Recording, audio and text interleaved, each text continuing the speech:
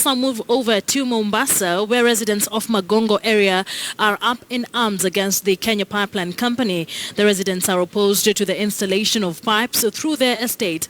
Our reporter Francis Ontomwa is in Magongo, and we now link up with him live for an update. Good afternoon, Francis. Many thanks for joining us on News Desk. What exactly are the issues that the residents have against the Kenya Pipeline Company? Well, good afternoon, Akisa Wandera, and we are right in the middle of Migadini Estate, which is in Changamwe constituency. It's quite a hot and sunny afternoon here, of course, with also hot issues here to be discussed right from Migadini. And of course, it has everything to do with that particular issue that you've alluded to, the question of the construction of a channel, of a pipeline that connects from the port of Mombasa headed to Nairobi, over 400 kilometers. And of course, it has already started creating jitters. As you can see, what my cameraman can be able to show you, we are right at that place, and it's just a few meters from where actually we are standing by, and it's almost closer, rather close to the homes of these people of Migadini, and they are saying that indeed it poses a huge risk to their lives when this particular pipeline will start operating. No eviction orders have been given whatsoever. That is at least according to these particular residents, and they are saying that this may be another Sinai. You may want to remember 2011, there was that particular tragedy of a pipeline that occurred at Sinai in Nairobi around industrial area, which actually claimed over 120 lives. That is exactly the same concerns that are being raised here. Some say that it may be a replica should actually authorities not move in fast and to try and address this particular issue. And I'm not alone here. I am with residents of this particular location who will be telling us some of the concerns and why indeed they will want Kenya Pipeline Company to come in and to try and address this particular matter. Not far from me here is Mr. Timothy Mugusia, who is a resident here. Welcome, Mr. Mugusia.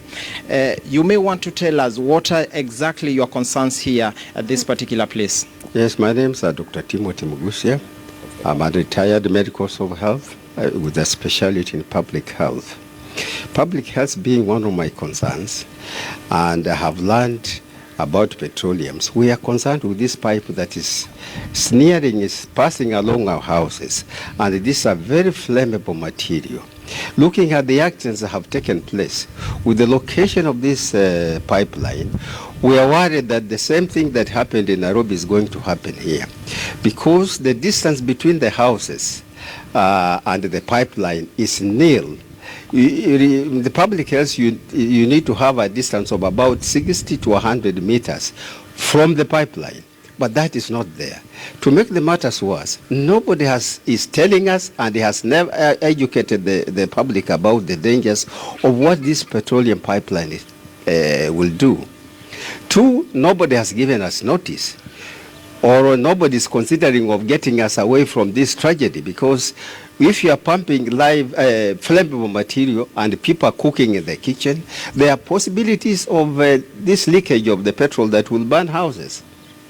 Well, Mr. Mugusia, if when you first saw this particular people start digging this particular channel, perhaps did you raise any particular concerns to any authorities? The KPC office to see Mr. Kavita, and he refused to see me. I waited for him for about 2 hours. He never turned up to see me. And that is why I had to get alternatives of raising up this matter. And that is why I came to you. When such projects, of course, come up, they are normally issued eviction orders. So you're told that move to a certain particular location, of course, you will be compensated. Has that happened here? It has never happened here. And that would be the wisest move, because we can't endanger our lives and the lives of our children if at all something doesn't happen now. Who gives us a guarantee that it will never happen in future?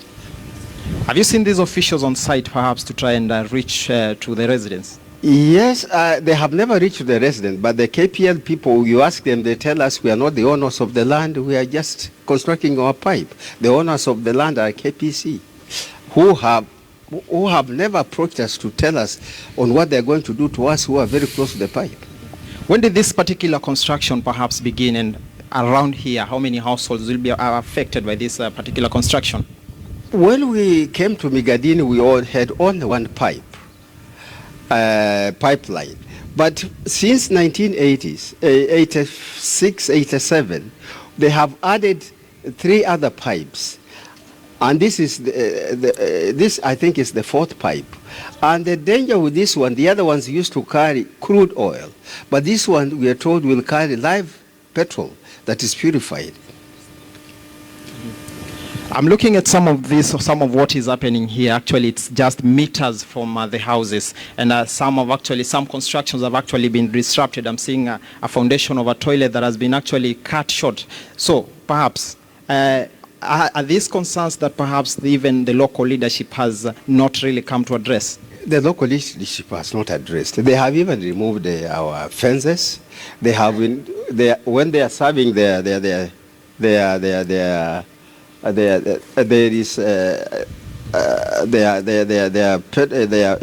they are digging, they have not even bothered to compensate that for what they have destroyed on our plots.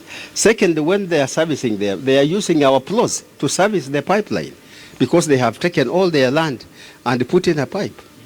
Perhaps what are you contemplating now? This has already happened and it's continuing, of course. What are you contemplating as the members of the society in this place? See, my prayers are that, you see, they cannot remove the pipe. The only thing they can do is to compensate us, value the plots, compensate us for the houses and their plots. They either give us other plots or will give us money to move to other and buy other property somewhere else. All right, thank you so much, Mr. Timothy, for your time.